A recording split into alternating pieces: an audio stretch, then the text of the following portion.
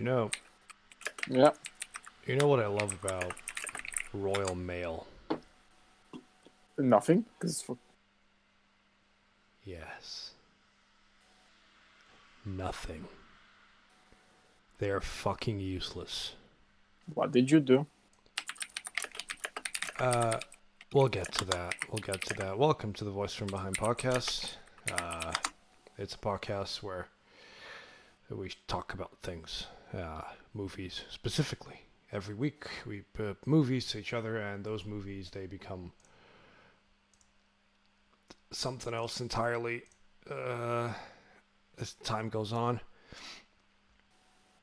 As you can see, for this week, I couldn't even be fully bothered to center the poster of the film properly into the little widget frame thing. But we'll get to that later on in the show. First, we're going to go over what we did in the week. Then we're going to talk about a bit of news.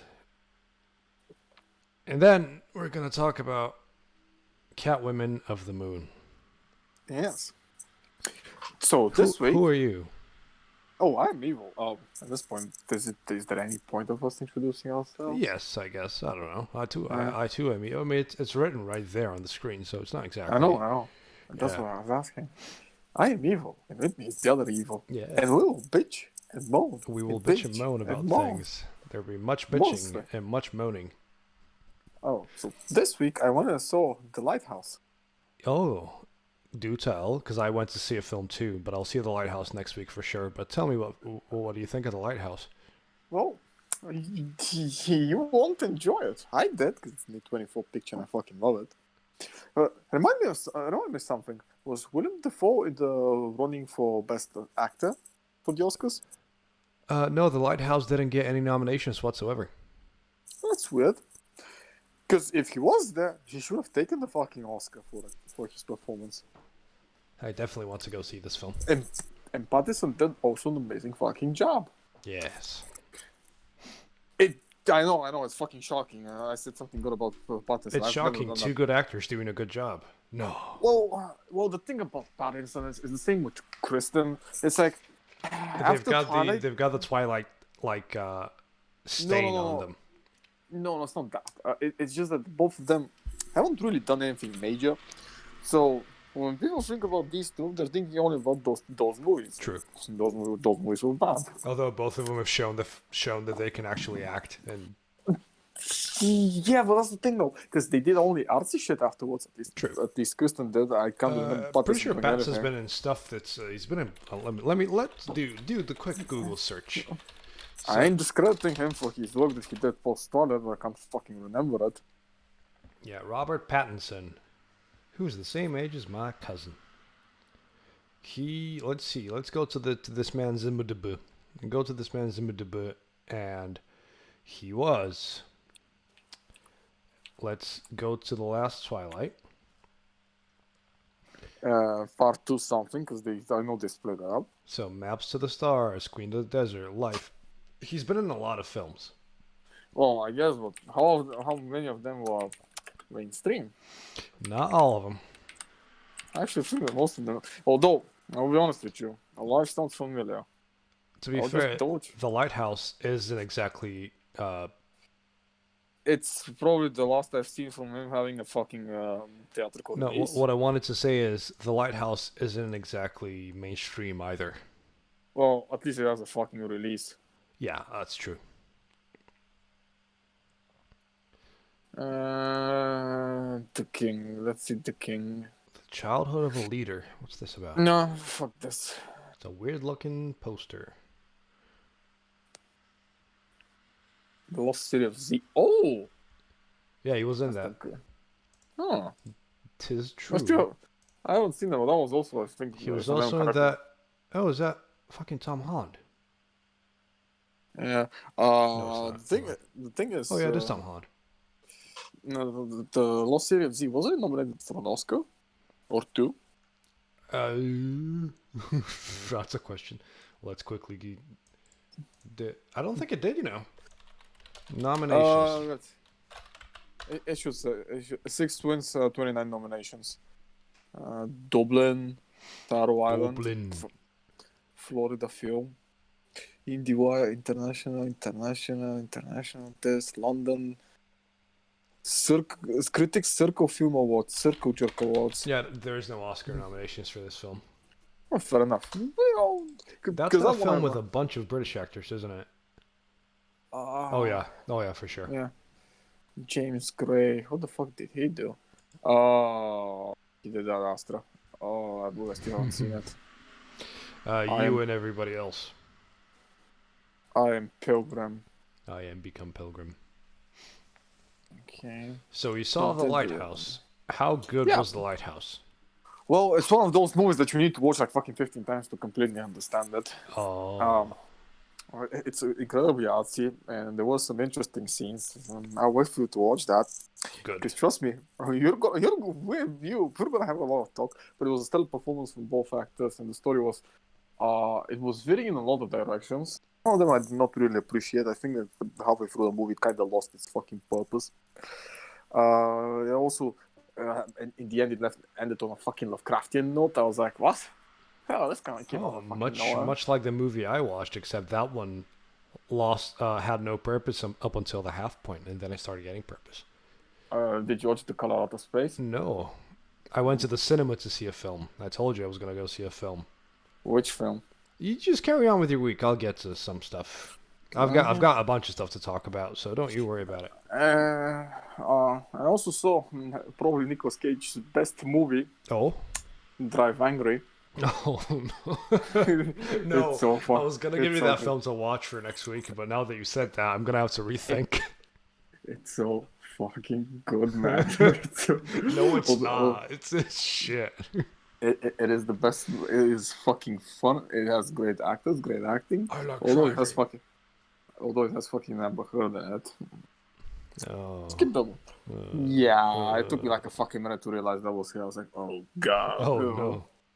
And she's beating up man. I was like, oh no. That's fitting. No. Too easy. Even for me, that's too easy. It's a low blow. It's very low blow. I also saw Con Air again. Okay, which is incredible. And It's for funny. those of you that don't watch and like Con Air, find the nearest window and get off my plane. And what else? I watched a couple of other movies. I tried starting to watch Key and Loch. The what now? Key and Loch. That's a name I've never. Key and Loch. Oh, Lock and Key. Key and Lock. Sorry, Key and Loch. Exactly. Lock and Key. No, yeah. I know.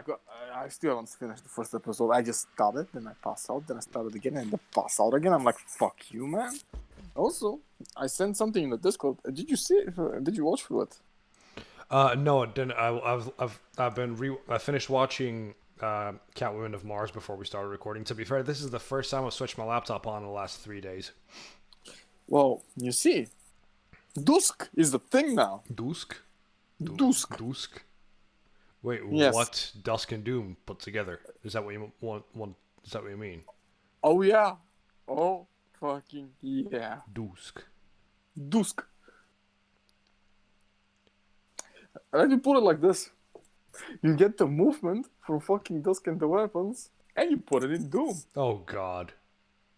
Oh fuck yeah. Is that a clusterfuck or does it actually work? No. From what I saw, it works really fucking well. Although I'm not sure if it's just total conversion mode and you need additional maps, which would be kind of fucking sad, or it's just a completely different mode. Because if it's a completely different mode with included maps and stuff, it's probably designed for it, which is amazing. Because that's how it's supposed to be. Because you're doing literally a total conversion in one part of the game, but you leave the that's other what one Chillax untouched. kind of is. So.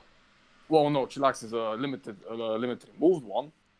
Which is different because no, but I mean it's all specifically made maps with specifically allocated weapons for them and stuff like that. So, well, that's kind of a half true because remember, Chillax as well is just limited removal because I think that the most enemies in the commercial Doom map is 1,100, something like that, yeah. which was unvanilla, and it was whatchamacallit, TNT Evolution. Okay. And that was about one. In a second. So yeah, for those that don't know, Dusk is a old school modern shooter because I mean it came out a couple of years ago and it runs on. Is it a Unity game or does it run on one of the Quake engines? It's Unity. It's Unity, but it's made to look like Quake, and it runs like Quake, and the movement's the exact same. No, it's not the same. It's close. It's very weird to describe. So Somebody's gonna put those mechanics in Doom, is what you're saying. Yeah. Jesus and Christ. and it was fucking amazing for me. So the video is linked down below. You can watch it. You know what I'm going to do? I'm going to just put it in the little box. We have a little box on the screen that I have ready now. So what I'm going to do... And it's by Mr. Icarus. I'm going to open this link in a new tab. This link of Dusk. Yeah. Oh god, there's sound coming out of it. There's sound. Christ. Okay. Okay, one sec. Let me just... Oh no, the sound! There we go. That's what I wanted to do. So let's see this display capture and see what I have it set as. Oh, I think we're good here. So what I'm gonna do here is pop this on the big screen, and remember, give credit to the original creator of the video. I will. Mr. Icarus. Put this. What he does is on Doom mod and Half-Life mods and Duke Nukem. The man does good work. Indeed, he does. So what I'm gonna do here is hopefully make the come on, transition, please work. Why is it not showing up at all? Okay, it should be capturing my second screen. I will click done. Done. Maybe. Why is it not doing anything, for God's sake? Okay. I'm just gonna straight up put this on the big screen. There we go. It's on the screen now for anybody viewing. This is... Good lord, this looks good. And it's not doing the wedgie thing where if you look up, it fucks up the view because it's in Doom. Like I said, this is a kind of ish. I kind of feel like they've taken Dusk and they've just made it into Doom. I think it might be the other way around. No, they took a big part of Dusk and they ported it to Doom because this is still Doom. Everything is Doom except the small differences of the weapons, which they're obviously the Dusk ones, yeah. Yeah, and they function exactly the same as the Dusk ones, but they kept the ammunition to be part of Doom, so it's technically a half and half, I'd say. Yeah, it's a bit of both, because he even got the slide from Dusk, he just did it. No, he said, I mean, this is literally, they took Dusk and they just ported it to Doom, technically, but not really, because it still runs on Doom, it's still fucking Doom, but it's not original vanilla Doom, it's modified version. And everything, and he's even lifting the barrels like you do in Dusk. Exactly. And he's throwing them and shooting at them. So yeah, I'm kind of stoked about this. I'm gonna download it and beat it. There's a piece of soap on the screen. Okay. Let's just transition back to normal. But yeah, fucking good job, Jesus. Yeah, I mean the Doom modding community is one of the best.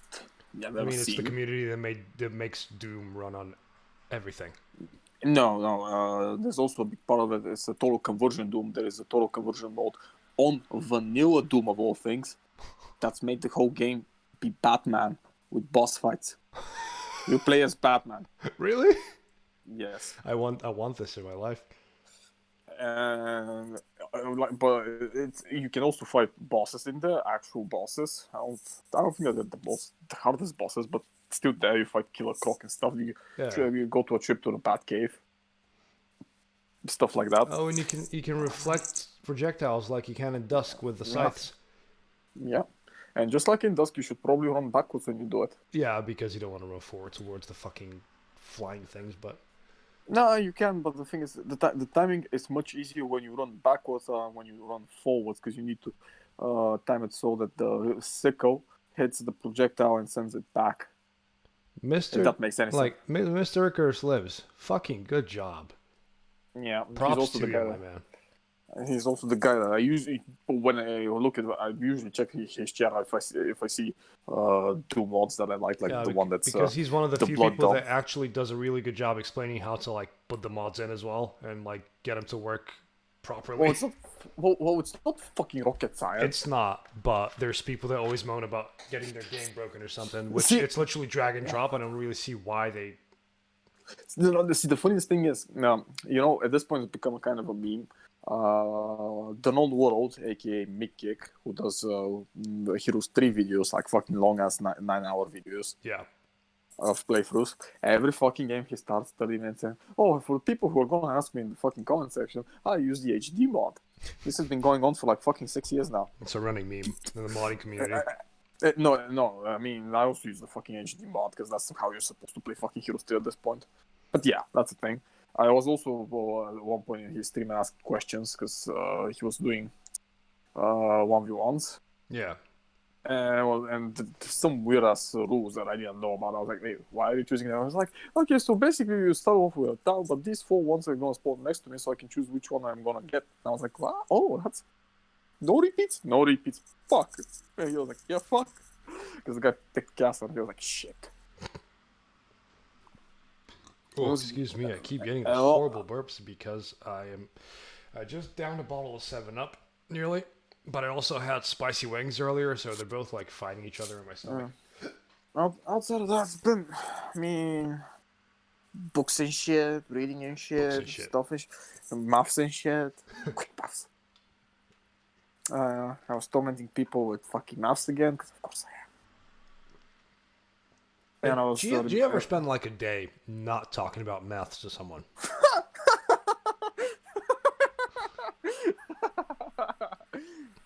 That's cute. I'm gonna take that as a no. That's very cute. Outside of that, I mean, I think I did also a couple of other things, but I can't remember.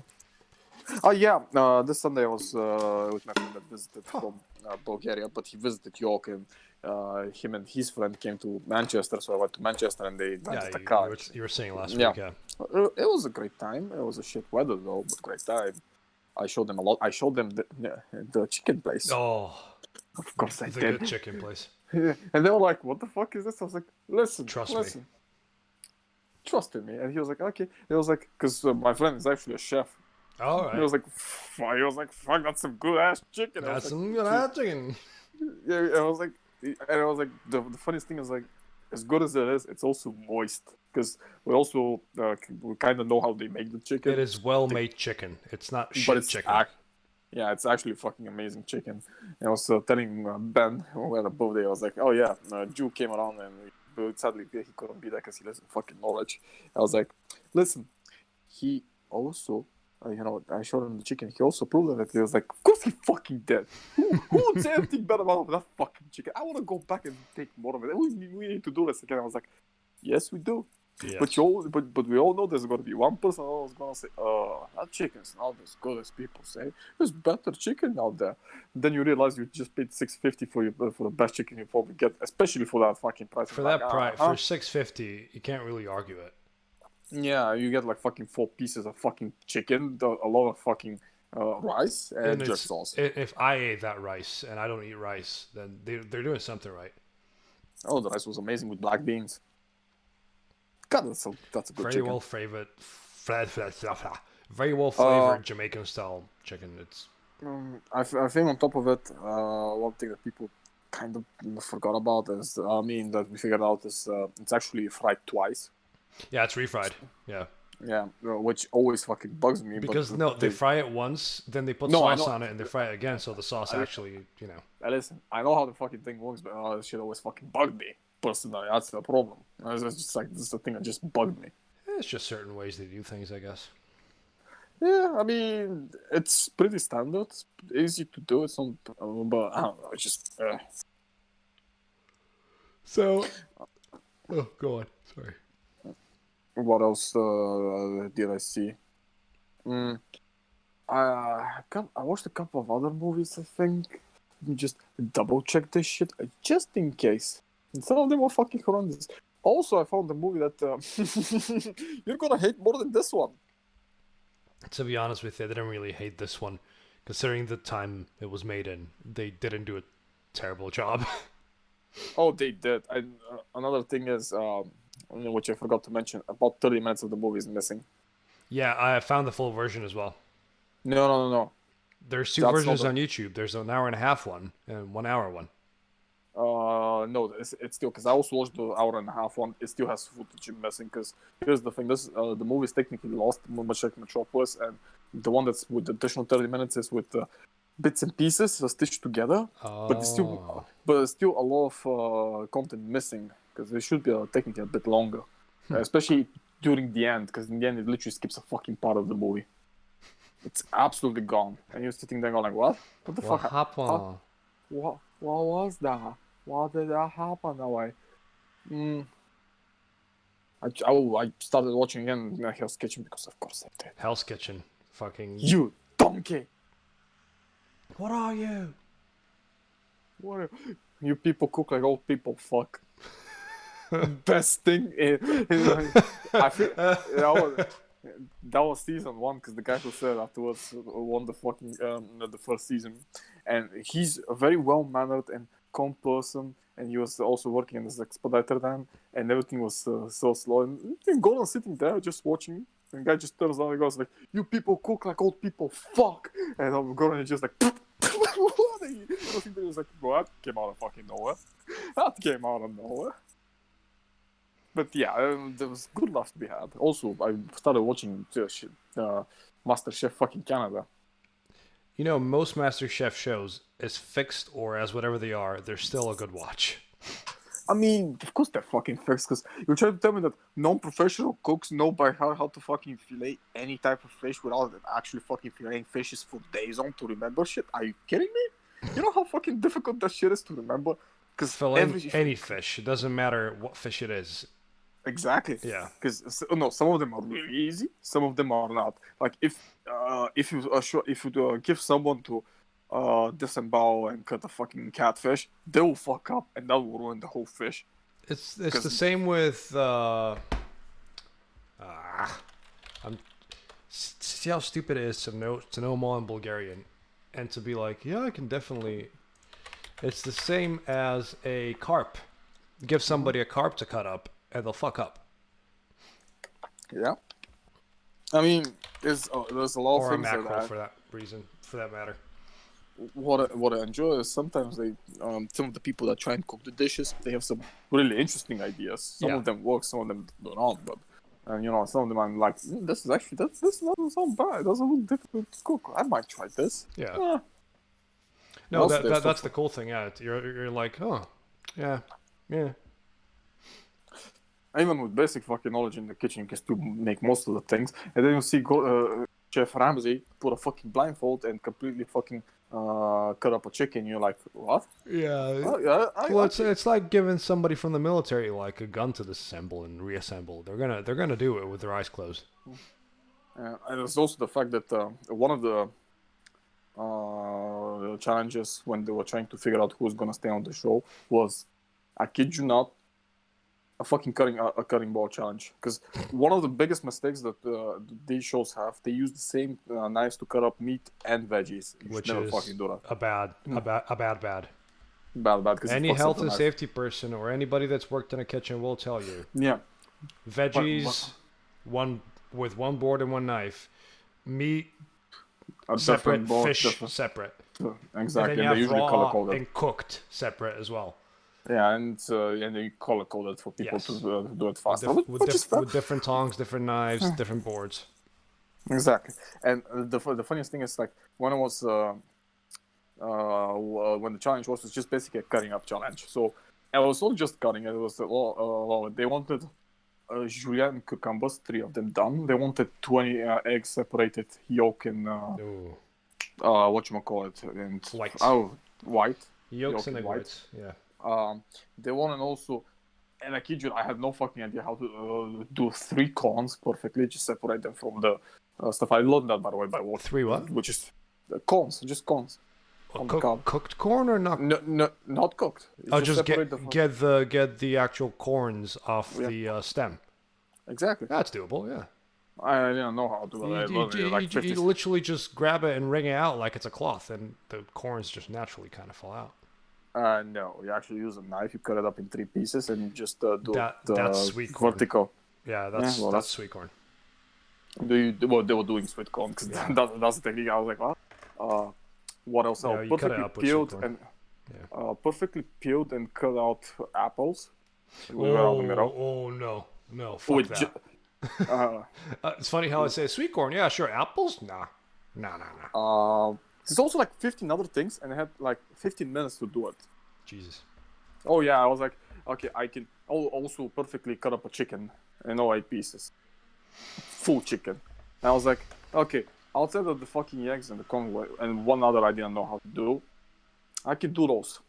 But the eggs, 20 fucking eggs, perfectly separated in all of this in 15 minutes. Oh, I can't fucking do that shit. Oh, that's I'm done. You just fuck it up just by having the shakes from all the pressure. It's not even. Yeah, you have a fucking time limit. 15 minutes is for a seasoned chef that knows his shit and has been doing this for at least a modicum of a couple of years. Yeah, that's pretty easy. For people that do this only as a jackasses like ourselves. Yeah, that shit's like, I mean, in 30 minutes I do it, but that's 30. You can do a lot. You can do all of that twice in 30 if you're not like in a hurry to compete. Yeah, and the thing is, like, none of them actually did everything. Oh yeah, there was also shrimp. I forgot there was shrimp. You had to cut up shrimp. No. Any sort of mollusk or anything like that, they're a pain in the ass to deal with.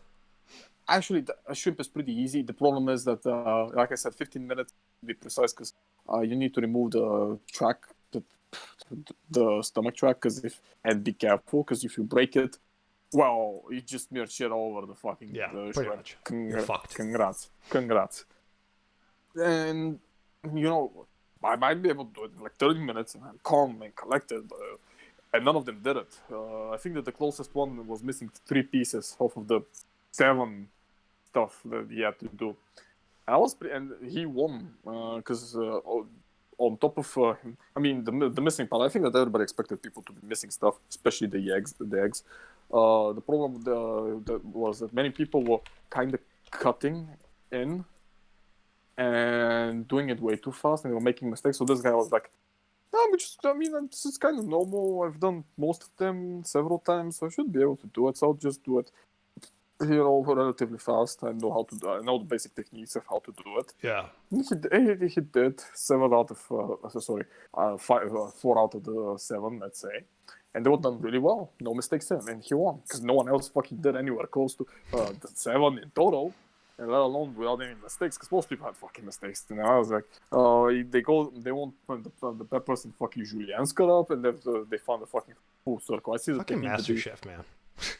I mean, here's the thing. If you're gonna be a master chef, you need to be able to fucking do this. Obviously, yeah. I mean, it's not just something like, you can't have the fucking basic knowledge of how to actually cut up a fucking pepper in julienne's. Like, you're not gonna go far, kid. You ain't gonna go far. You're done. You're done, lad. You're done. You're done. You're done.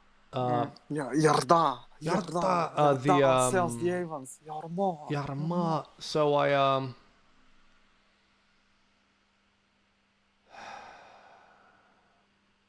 I ordered an amp, like I said last week. I got me an amp. Mm-hmm. And I was supposed to get it delivered on the Tuesday while I was off. I wasn't in work on Tuesday, yes. Yeah. So I wasn't in work at all. I wasn't working. I wasn't doing anything. And it was supposed to come to my house between 10 minutes past 11 and 10 minutes past 1. So a 2-hour window. I've been awake since 10 because I was very happy because my amp, it's coming over. It's getting delivered. Yay, amp. A happy boy with a happy toy. Nothing. Not even like a noise or a little like, no notification, nothing. No call, no buzz, no knock on the door. And I jumped into the shower because I was like, okay, I'm going to jump in the shower, get myself sorted. If they knock, I'll come out. I come out the shower, and guess what I see on the floor? Mm-hmm. A little red note to tell me that I wasn't home. So they just dropped off this thing to tell me that my package is ready to collect at the nearest collection depot. Mm-hmm. Royal Mail. Well, Go fuck yourselves. You've made the effort to come to my door yeah. and put a thing through my mail slot to tell me that you couldn't be asked coming to my door properly. Mm-hmm. Fuck off. So I couldn't even go get my amp the same day because I jumped in the shower, I want to say around 12. Got out of the shower 10 past, quarter past, and the thing was at my door at that point. Guess what time the office closed on Tuesday? 4. 12:30. Yeah. So I had to go the day after, on the Wednesday after work. Luckily, the office is in town, so it's not that big a deal, but still a fucking pain in the ass. So that Tuesday as well, because I was so pissed off about the fact that my amp is not showing up or is not coming to my door, I decided to go see Birds of Prey.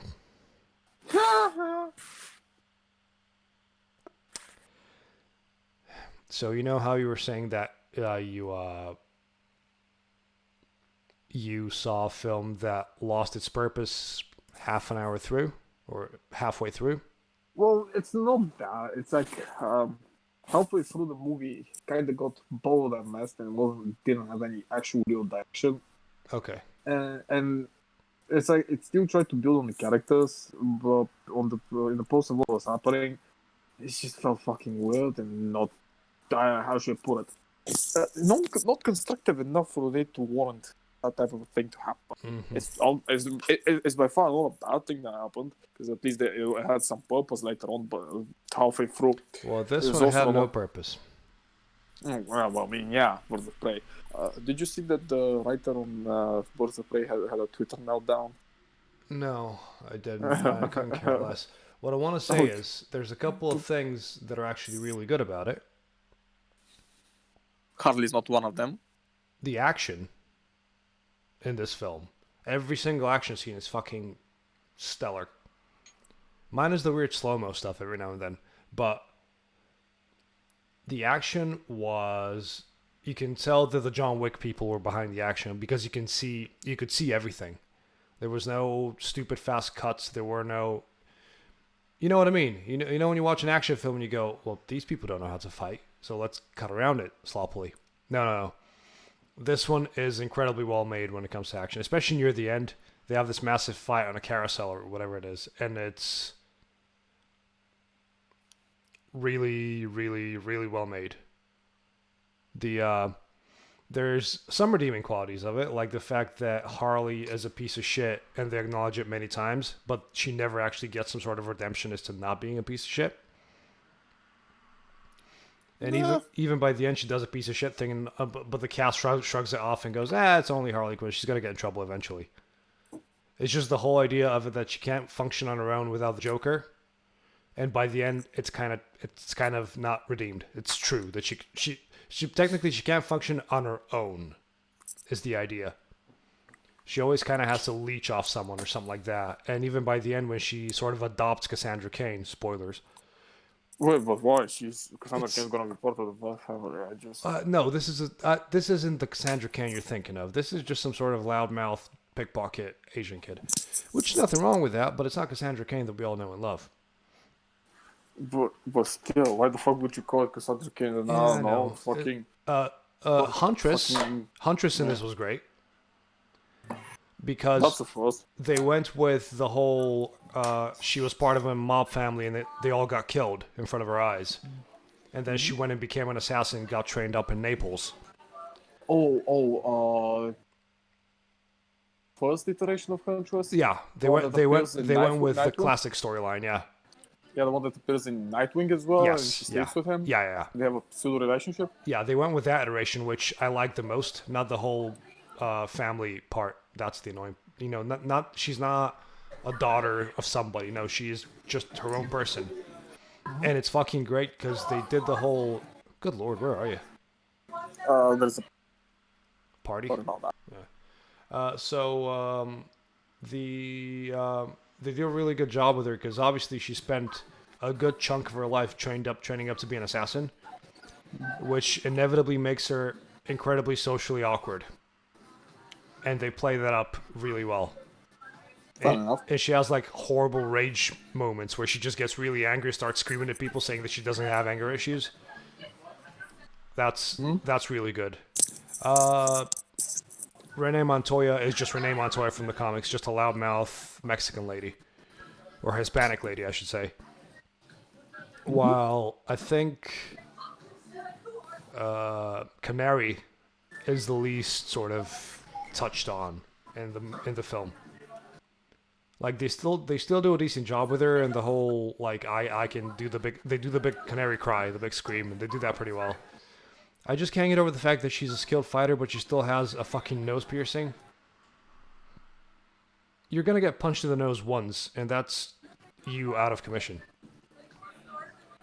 But we do get a really cool outfit, like a really cool Black Canary outfit by the end.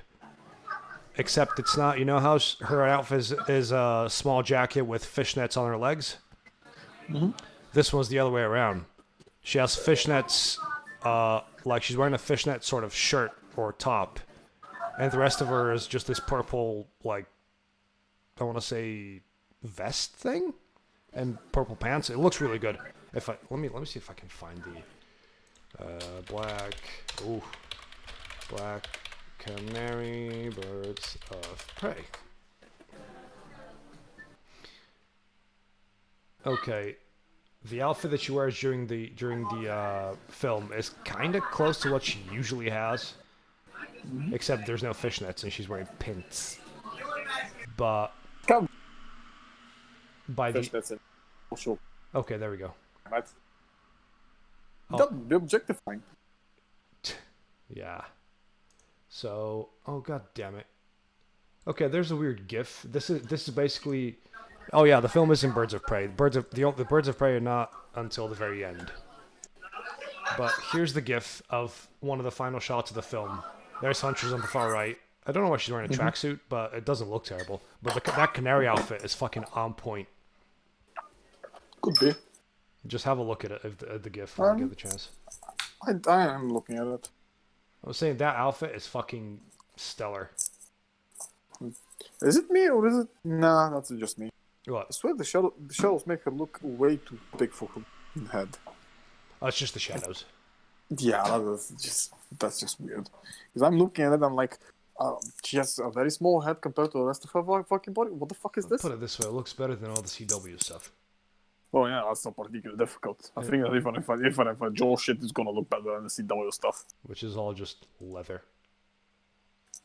So yeah, mad props for them making even Renee Montoya look cool, making her like a badass fighting lady. Yeah, I think that the Drinker had a completely different opinion than yours, and I know, which I don't blame him. Drinker, we share a lot of opinions about that film. Like again, it's not terrible. But it's not great either, and it kind of loses a lot of track. And there's a lot of, there you go. That's an outfit she's at the start of the film. That just sent you. But the villain is completely wasted, considering it's fucking Black Mask, and the way he gets killed is funny. It's very comedic. Yeah, but you know, every man is a fucking idiot, and that too. That's annoying. But. And you know, he's apparently one of the biggest crime families, but since there are no women, then he's particularly stupid. And no, he's gay. Going like, oh no, I mean there are no women in his organization, and that immediately shows the fact that if there are no women in your organization, it's probably gonna fail because the yada and sitting there going like, well, if this was true, how the fuck is the Black Mask's whole organization one of the biggest fucking crime families in New York? And he actually he even makes a point of saying that his dad could have given him the money, but his dad kicked him out, and he made all this on his own. Exactly. But you sit there and go, and they still make a fool out of him, and you're Yes. like, To be fair, Ewan Okay. McGregor's having the time of his life playing that role. You can tell he's having a lot of fun doing it. Fair But enough. Ewan McGregor is a good actor. yeah, He but the deserves movie better. the movie kind of wastes him. Kind of wastes a lot of the cast. To be fair, there's some really a lot of really funny sort of like genuinely give me a good chuckle moments. Chuck on me, daddy. Chuck on me, Yeah, father. and great CGI. I'll say that the CGI. There's a fucking CGI hyena in it, and that's really good looking. Oh, yeah, that's fucking stupidity. But yeah, it's just. Do you know what's the most annoying part about it, which I found genuinely like painful? Harley was narrating the whole film. Oh, yeah, I know about that. Not only was she narrating the whole, Okay. like she was The narrating it, whole- and I was like, oh, this is kind of cute. And then at one point in the film, she literally looks at the camera and does a wink. Yeah. See, when Jay and Silent Bob did it, it was for comedic values. Actual comedic values, not to fucking pretend that, breaking the fourth wall and shit. People that usually do that nowadays try to be funny. See, but It's not. it gets worse because Harley, she narrates, yeah. Well, But I mean, then like, no, but listen, she narrates along with the story as if she is also experiencing the story at the same time with us, because there's characters that show up but she doesn't know who they are. Like the moment Huntress shows up for the first time, okay, and then she narrates the story later on as if she's already been part of the story and she's narrating from the future. Decide which, you know.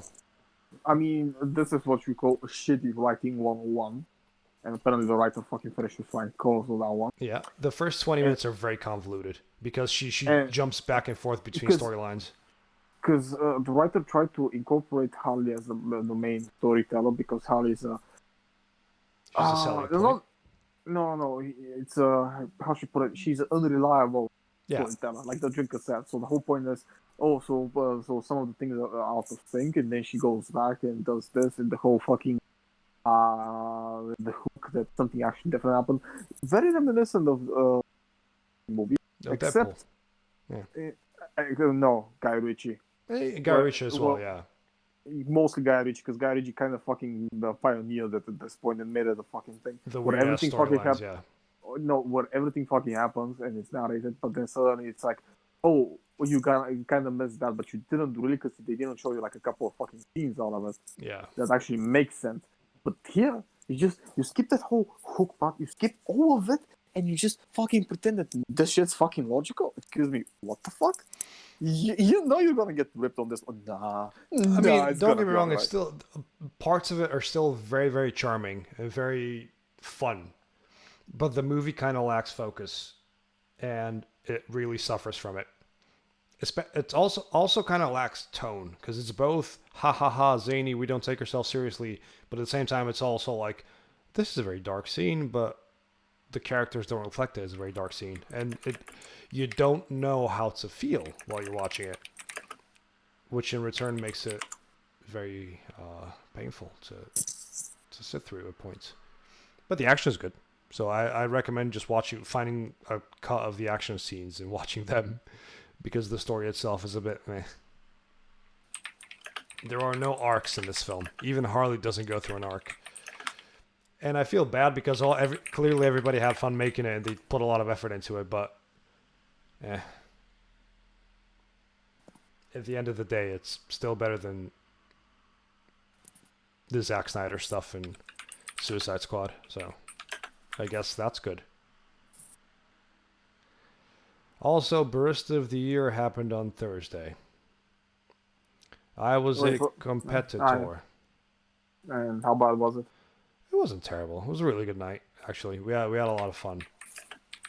Got a little bit drunk, but not too drunk.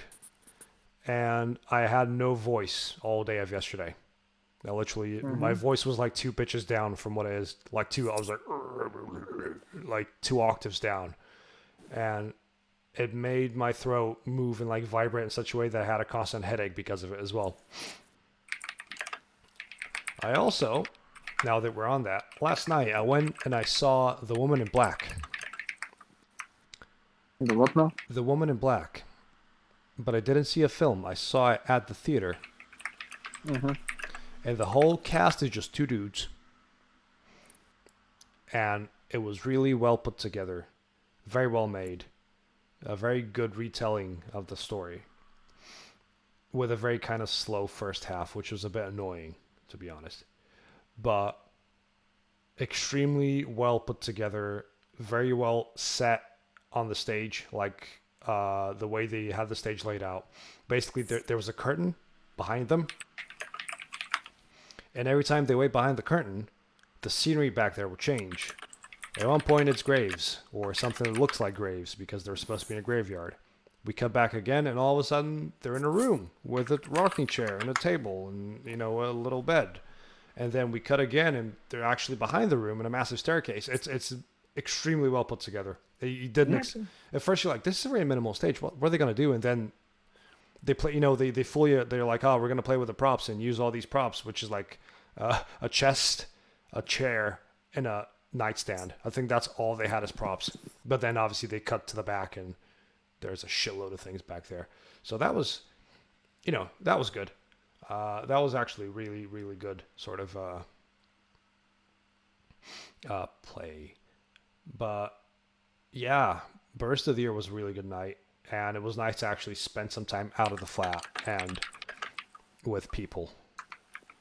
Apart from that, I would play the amp, but I can be asked hooking it up right now and hooking up a guitar to it and make sure the guitar's in tune, so we're not going to do that. Shall we move on to news, good sir? Sure. Whoop. Guess who fucked up like a couple days ago? Blizzard. No. Bethesda. No. But they also Activision. No. I mean, they also kind of. EA. No. Valve. No. Epic Games. No.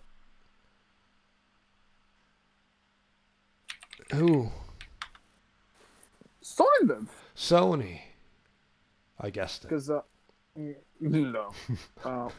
See, they posted a tweet of virtue signaling on Twitter about first female demon in Doom, and you're like, whoa, that's not fucking true, you stupid sons of bitches. Arachnotrons are female. Big Mama Arachnotron. Also, there's a couple, but whatever. And also, you know, she was part of the Arachnotron.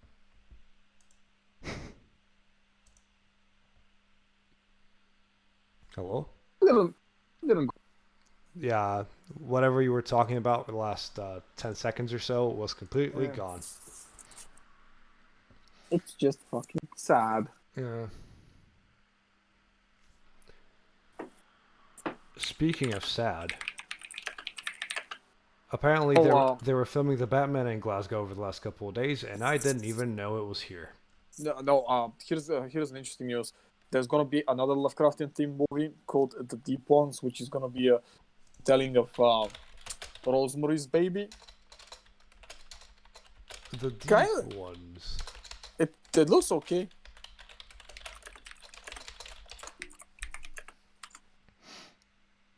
$2020.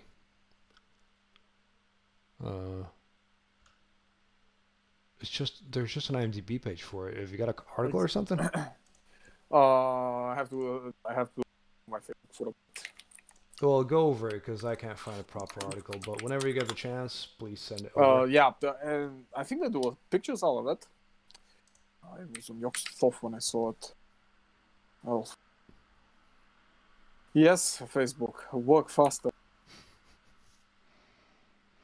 But did you see the pictures that leaked from the Batman? I haven't particularly cared about that shit. For obvious reasons, I'm just fucking tired of it. I know you are, but people are bashing it. Fuck them. Until they see it, I don't fucking care. Right. Well, no, they're bashing it for several reasons. One Yeah. being No. that the suit looked stupid. Here's the article. Okay, good. I will need this article to have a look. And the actual pictures from it. It's not too much stuff reviewed in it, but it actually looks That's a cool decent. poster. Oh yeah, the poster is fucking mint. Fucking mint. Oh, yeah, that's a good poster. Okay, I'm gonna get this ready to. I'll post it in the little thing that we always do. But yeah, people are bashing the look of the Batman. Not even realizing that's not even Robert Pattinson. That's a stuntman. And the fact that the cowl looks nothing like the one in the reveal test footage. Frankly, that suit doesn't look terrible. But it doesn't. It reminds me a lot of Gaslight Batman. It's a mix between Gaslight Batman, Arkham Batman, and what's it called? And I'm fine with it. And Talon from the Court of Owls. Because Yeah. he's got the same like throwing knives on his throwing darts on his arms, and he's got the collar like Gaslight Batman, yeah. And that's a stuntman wearing a helmet. That's not even the full cowl, although the cowl does look a bit weird. It looks a bit latexy, to be fair. But the rest of him looks alright. And that's the Glasgow Necropolis in the back. I didn't even know that was happening. Because apparently a couple of days ago an explosion happened somewhere that... I think that might have been it. While they were filming. Also, guess which movie is topping the US box office right now?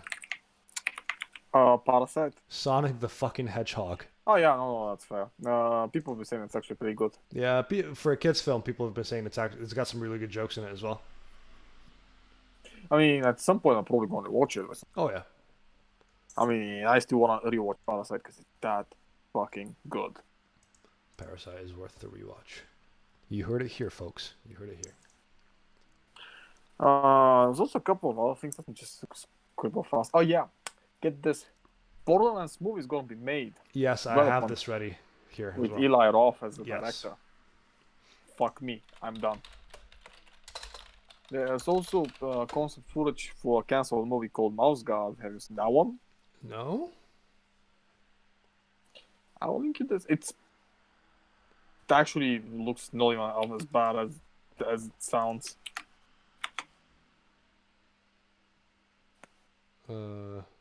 Send me this. Let's have a look here. Mouse Guard concept footage for the canceled movie. Okay. Come on, open it, please. Thank you. Also, Altered Carbon's getting a second season. Oh God, what is going on in that trailer? Holy shit! I mean, it's not really a trailer. It's mostly just the concept art and stuff because it's fucking cancelled. It looks a bit weird. There's just weird mouse creatures, anthropomorphic mice. That's not a bad thing. No. Oh, I know about this. I mean, obviously it doesn't look finished. And I'm guessing if they spend some time actually refining all that, like the camera work and stuff doesn't look terrible. There's a lot in there that actually looks, oh, those eyes. Oh my goodness, those eyes. But yeah, Eli Roth is going to be in charge of, Actually, fuck it. I'm a do this. what? I'm buying myself Doom Eternal. I'm playing in 2 years, but whatever. Just do it. Yeah, I know. Do it, come on. My shit. Come on, do it. Take it. Also, I mean, an actual game came out or to it, and I played it. It's actually not bad. Which game? Roads of Terror, I think it was. Just what is Doom? Doomed. Worlds of Terror or Words of Terror? Worlds of Terror. Terror? Terror. Terror. Terror from the day. Lincoln Pooh. Worlds of Terror game. Give me a minute. I'm just. Oh, you mean horror? Was it horror? Maybe it was World horror. of Horror. pre-purchased the deluxe edition. Fuck it. Purchase for It's myself. horror, it says. Okay, fair enough. I mean, it's the same fucking principle. It's Japanime inspired. Yeah, it's black and white, point click, sort of. Okay, It's actually pretty. That It's just actually looks pretty like good. a Junji Ito like fucking manga come to life. Exactly.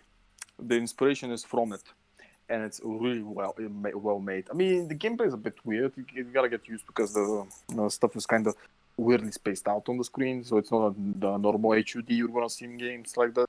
But you get used to it. It's not really that bad. It's just weird. That is just straight up. That is straight up Junji Ito, like without Exactly. even. I mean, the inspirations are from Junji Ito You and can fucking really Uzumaki. Yeah, the opening shot there is just Uzumaki with the lighthouse. And I fucking appreciate it. And I was like, oh, this looks interesting. I'm gonna put it in my wish list. It comes out on the 20th of February. I bought it. I installed it. I played it like a fucking hour before bed. And I was like, this is actually pretty good. How long is it? Does it say? Oh wait, the game is like. Oh, it's a roguelite. Never mind. Yeah, with permadeath. It means you can start over and do different things. Okay. With permadeaths. Okay. An image released from Bill and Ted Face the Music. Thing is, I don't want, until I see a trailer, I'm gonna, not care much. The only reason why I'm showing you this is I am so used to seeing Keanu at his age now with a beard that seeing that picture of him without the beard gives me anxiety. It just gives me anxious feelings. How anxious you, buddy? All night long. I look at it and I go, what the hell? That'll make you quiver from anxiousness. Look at it. Look at the image further down. I'll make you quiver. Look at the image further down and you'll understand straight away what I mean. I mean, he's older. It's not Keanu. It's not John Wick. That's not John. That's Keanu without the beard. It just doesn't look natural anymore. We're so used to seeing him without the beard. With the beard, it's a bit. Seeing him without is a bit, huh? But yeah. Wait, I can't fuck. Oh yeah, without the beard. Oh, bad. He looks really well. I know. No, he looks great. I'm saying because you're so used to seeing him with the beard, it's a bit weird seeing him without.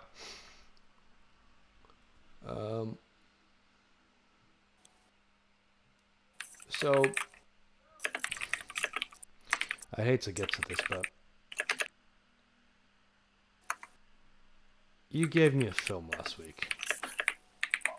Oh yeah.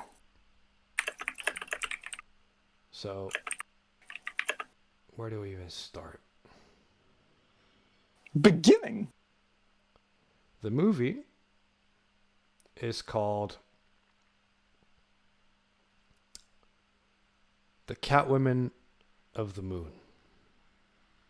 Or just Catwomen of the Moon. It is a movie about a bunch of scientists on a ship. And they're going over... 4 men and 1 woman. Yes, 4 men and a woman. Fucking progressive that one is. Going to the moon. To explore it. For it is unexplored. So they're going to go explore the moon. In a very 50s style ship. Which is just a little thing that is clearly being rotated on a stick. With missing sound effects, missing tension, and missing just about everything else. At the start of the film, we have a bit of catharsis where the ship, there's a fault that happens with the ship. It gets hit by a meteorite, which has one of the worst sound effects I think I've ever experienced in my life. So our main, let me just open up the wiki if there even is a wiki. Please. There we go. Catwomen of the Moon. Yeah, folks, the movie's public domain, so you can go find it on YouTube. It's only an hour long. So there we go. A scientific expedition to the moon encounters a race of catwomen.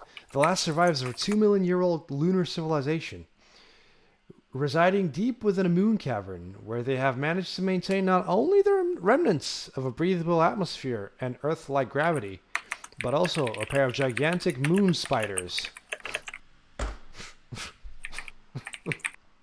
Oh yeah, the moon spiders. Yeah, I fucking loved that one. I did not. So basically, these scientists, all absolute idiots, by the way. Kip being the cool one. Kip is like the very. He's a bit laid back, but he's also a very. He's a cynical one.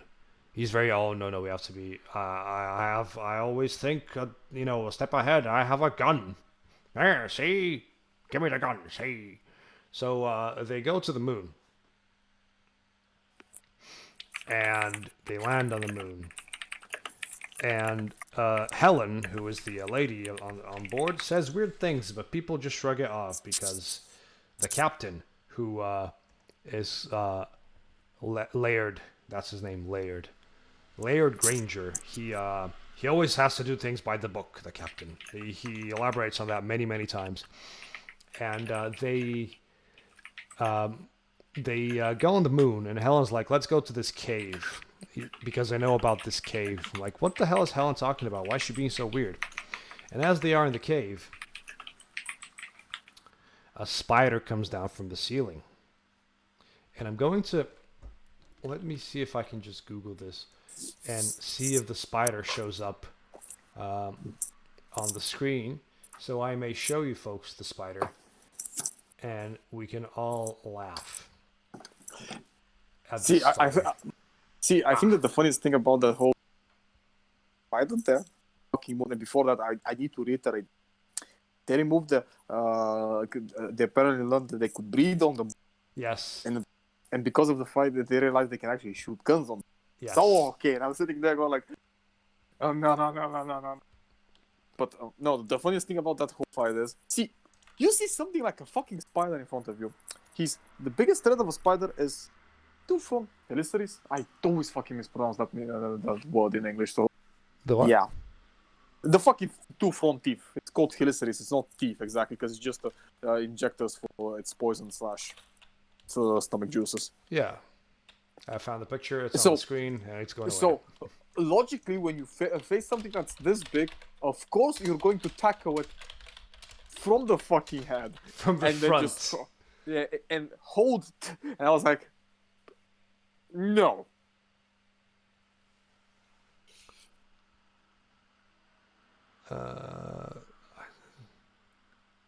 So, spiders' mouths. They don't actually have mouths. Oh, the pedipalps, you mean? Or the part of the mouth. Anyway, so yeah, they all jumped the spider from the front because they're all fucking idiots, because they all decided to take their masks off during a hostile environment, even though there was oxygen, quote unquote. So they tackle the spider from the front, and one of my favorite bits is it Walt? No, it's not Walt. It's Doug, the radio technician. He stabs the spider, but it's clearly the most gingerly stab you can. You know what? Fuck it. It's public domain. Give me 1 fucking second, and you'll know what I mean. So,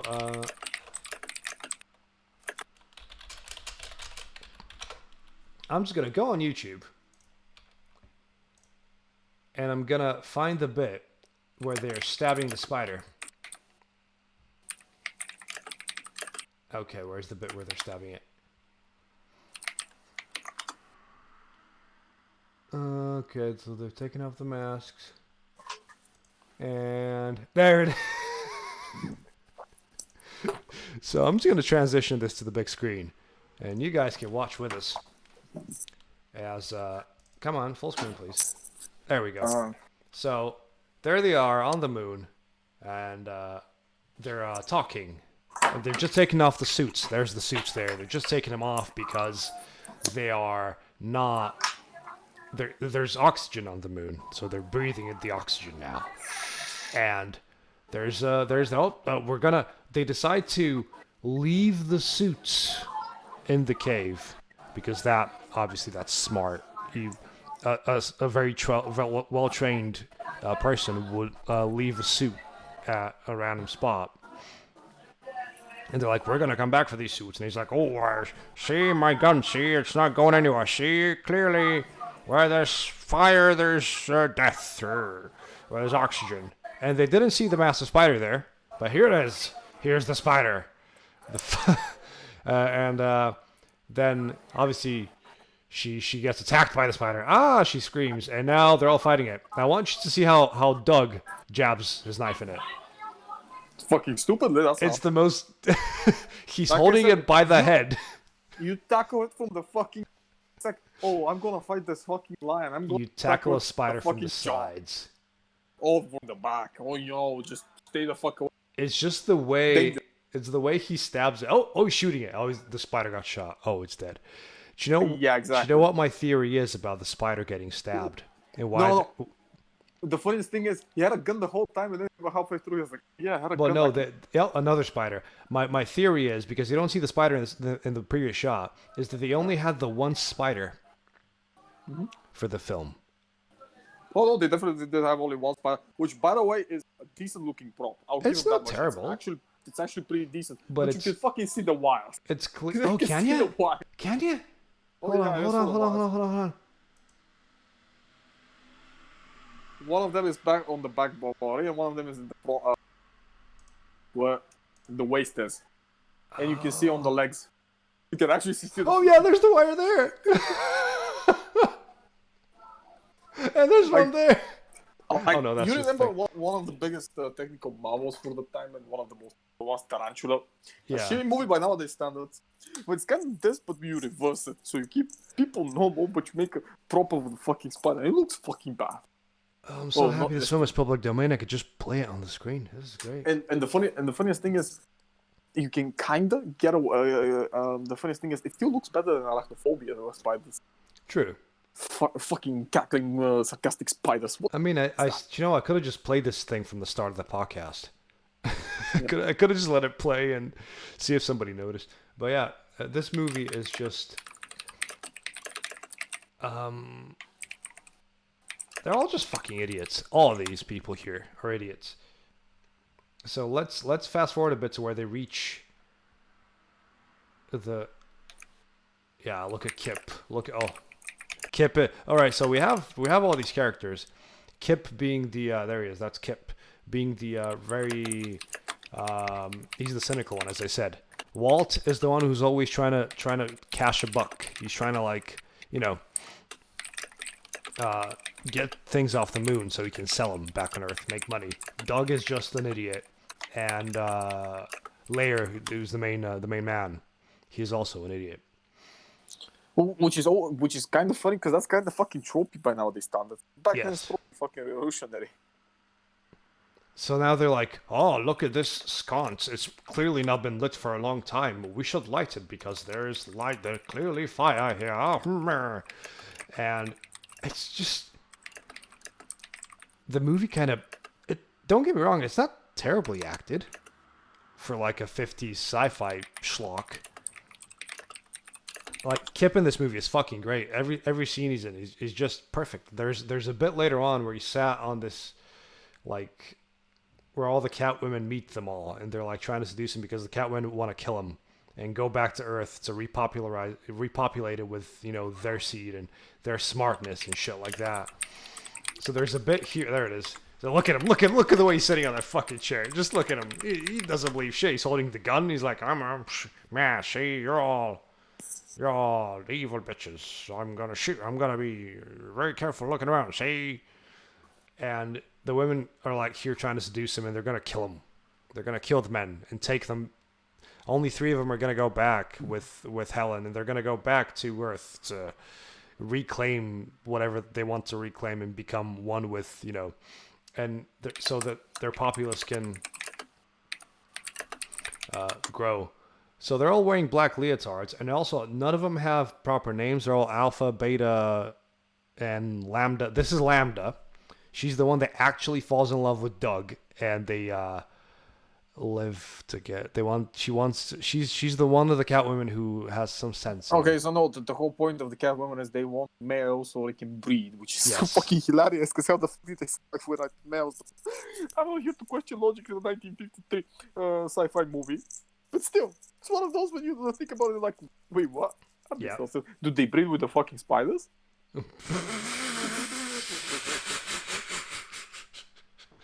Yeah, see, we're gonna fuck this spider, see? So yeah, this is the look at Kip. Look at him. He doesn't give a shit. He's just oh, fuck y'all. I brought my own food because I'm that cool. So he brought himself some chocolate. I think the reason why we have so many Catwomen is because they were all Hollywood cover girls, and this was their time to shine. They're all like, yeah, we're pretty. Don't get me wrong, they're all very pretty ladies, and they're all probably dead by now. But what they're trying to do here is they're trying to see if they can get the men to tell them about the ship and how it operates, so they can kill them and leave. And Helen is totally in on it because she got branded, and she has this weird light on her hand. And every time the light is not covered, she is mind controlled by this one. This one here. This is Alpha. And every time the light gets covered, which is being covered right now by the fucking cup, she is out of their control. So later on, she snaps out of it a couple of times, but then she doesn't snap out of it. And then the movie at the end kind of ends where they go, the Catwomen are dead, let's go. Well, it's never really part. Like, this is the missing part of the movie. I think it was like 10 to 20 minutes that were missing that will never cover. Yeah. There's a lot of those movies. I think the most famous one movie that we only have, a Lon Chaney Jr. Movie of all things. Actually, I think it was just a Lon Chaney movie. We only have the poster for it. It looked fucking amazing, the poster. Let me see if I can get subtitles going. Oh, yes. Yeah, boy. I've got subtitles going now as well. I'm not even sure what these subtitles are because I tried watching the movie with them and they're absolutely horrendous. It feels like a Bulgarian tried to translate English with Google Translate, and I think that might actually help. But yeah, I feel like this movie, I mean, it's still terrible, but it's so comically terrible that you can't help but watch it. Yeah, this is a cult movie It's a cult movie for a reason. But also, it is. I think it's actually one of the worst movies ever made because of everything. It hasn't aged well at all. I mean, I was laughing earlier when the meteorite hit the ship. So there they are inside the ship, and there's a bit where Kip goes to repair things. Also, the opening is just them like this, and they're all just shaking in the beds. What's going on here? Nobody knows. The ship's flying. They're all there. Yeah. What the fuck is this? Listen, I won't lie. This is actually how it would probably fucking look. But the whole fucking place that they were put. Also, it simulates fucking science by giving people to sit in front of a lot of fucking dolls and just turn and do shit and pretend to do shit. Yeah, but also, we can uncouple now. Yes, uncouple the belts, even though we clearly were free to move. It just made me laugh at one point, but how nonchalant they were, and how, in order to make it to make it be sciencey, they just spout a bunch of science malarkey, hoping that they sound smart. And it's clearly the movie trying to like make itself look smart, and it's one of the dumbest things ever. Also, yeah, these subtitles are terrible. Oh no, Sector 5 is blinking already. So this is the bit where Kip goes to repair it, and it's one of the funniest suit up sequences I think I've ever seen. So he's like, I'm gonna go, put the suit on. So these guys go to help him. Just look at this. So he's already halfway there.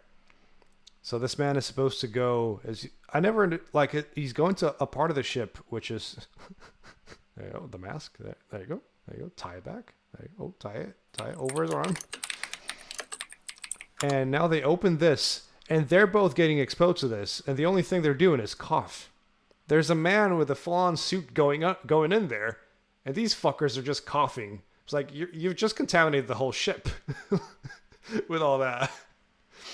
The funniest thing is when he goes downstairs into the other set, which pretty much is the same set probably. I'm going to pause this real quick. I'm going to wait for the smoke to clear out a little. Oh, god damn it. Is there a bit where you can actually...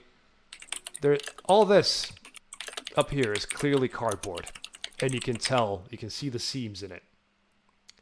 And it's one of the worst props I've ever seen. Like, look at this. Oh. And clearly this is a ship being rotated on a stick. Very poorly, I might add.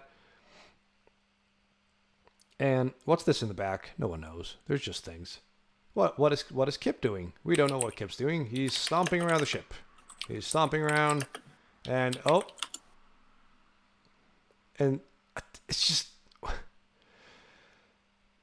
It's very hard to explain this film without the visual aid. So for anybody that is listening to the audio version of this at some point in time, please go look at the video version because we actually play it. And so there's gas. There's expanding gases, clearly. There's a fog machine, obviously, whatever it is, fuming. Everybody just kind of stood there. Oh, no, the minute's going to pass. But our friend Kip then grabs an extinguisher, a fucking fire extinguisher, and puffs out the same smoke into the other smoke. And the two smokes cancel each other out. I want you to live with that for a second. Nah, I'd rather not. What is he doing here? Why is his mask not open? Like, there's air going in through there. His eyes are gonna pop out of their sockets. Listen, don't ask questions. See, the funny thing is, they kind of also nailed the fucking spacesuits at how they will look, at least the other ones, because they look like bulky diving suits. They look like the suits from Prospect. Yeah, look at this cardboard seam up here. Look at that. Well, let's put it like this. Just look at that. They unintentionally got stuff correct. Some of it is correct, yeah. He is literally wearing some sort of hazmat suit with the exact same pouch for the gas mask in it as well. Yeah, so fucking World War I gas mask. There go the boys contaminating the ship again. Even though he just decontaminated it, so they shouldn't be coughing or yakking. But oh no, Kip! Oh no, and he's dead. No, he's not dead. Funniest thing about Kip as well, he's supposed to be playing like the young, sort of brash army type, but he's clearly the oldest one on the cast. Oh, naturally. I mean, this is the charm of black and white movies. Sometimes you can't really tell. Yeah.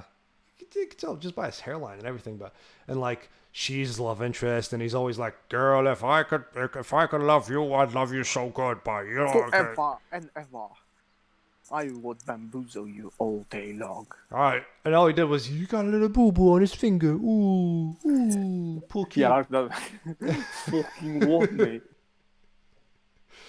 But yeah, I don't know. I feel like these subtitles are basically they took the English, they put it into like a translator, and then they grabbed whatever was translated, put it back into English, and that's what the subtitles are. So don't bother reading that. So she's like, "Yeah, I'm Laird's girl. You wouldn't understand." He's like, "Girl, if I loved you, I'd love you so good. Laird would be so jealous." And by the end of the film, they do a kiss, and Laird is like, "Yeah, fuck it, you guys can kiss." See, he's like giving her the eyes, and she just looks at him like, "Oh yes, oh goodness me, oh Kip, you're so sexy," but with your big ass ears. But apart from that, okay, there's a little. This is a little dance sequence the cat women do. I don't understand why. What are they doing? They're trying to. It's a fucking movie, man. Go watch it. Just go watch it, children. There you go. Oh, they love each other. Ooh. Just go watch this abysmal mess of a film. I highly, highly, highly recommend it. If you want to lose an hour of your time, and if you want to, if you want things to happen a certain way, just. Yeah. So which movie will I be watching next? I will give you a movie that also has a weird concept, but executes on it so poorly that it just ends up being funny and comedic in the process. And because not next week, but the week after, we're starting our March female leads sort of theme. I'll give you a movie with a female lead, but the movie is just piss poor, but it's entertaining how piss poor it is. Which one? Bird Box. Oh, that piece of shit. Yes. I kind of remind. What? I kind of reminded myself of that movie and its existence. Yeah, it's not great, is it? Well, it did a lot of good and a lot of bad, because Sandra Bullock was fucking amazing in it. Well, Sandra Bullock's amazing in everything she's in because she's a really good No, actress. here specifically, she pulled a fucking stellar job at doing Yeah. something that's Also, let me just real quick. difficult. I'm playing the movie in the back, but I'm gonna rewind this. I want you to see. So Alpha right here, she has a rock in her hand, but you can't see the rock at first, and Yeah, she and the Lambda is person trying to dies. like stop them, and she clunks her with a other. No, she's picking up the rock now, and she clunks her with a rock on the head. But it's one of the weirdest clunks. Wait for it, and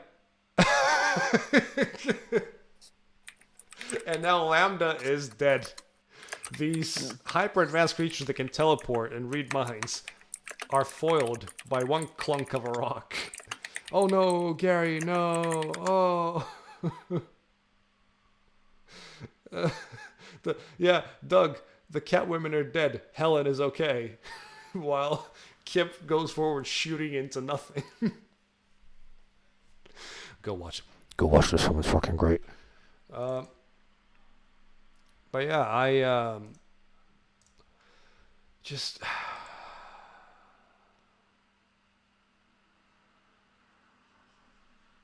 it hurts.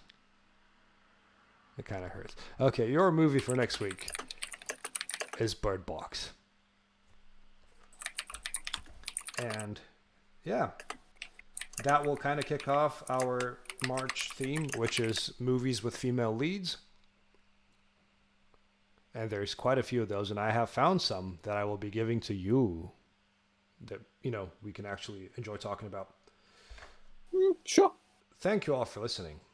Thank you all for watching. For taking part of this stupid shit show of us watching this film about women that are cats and cats that are women on the moon. See, the funny thing is, I think at this sparked the whole cat girl I wouldn't be thing. honestly. I wouldn't be surprised the whole leotard thing getting sparked from that. But at the end of the day, it's still a shit film. But it's an enjoyable shit film because you can tell they were trying their best. But there's so many. You can tell as well that it wasn't very well directed because there's so many shots that just linger, and the actors are trying to act, but they don't know what they're doing, so the shot kind of carries on. It's got that typical like 50s charm of the boom of sci-fi and them trying to capitalize on it, but capitalize on it very poorly. So, next week, you're watching Bird Box. Do you have anything to add, sir? No, have a nice week. Enjoy yourselves. Yes, very good. Everybody enjoy yourselves. Have a good week. And we will see you all next week on the Voices from Behind podcast. Find us on the usual spots on the Spotify and on the YouTube and on the whatever else you want to find us on. To be perfectly honest, we're just hashtag Voice from Behind and you'll see, you pretty much find it straight away. Okay, I'm going to play some music now. See us all into the night.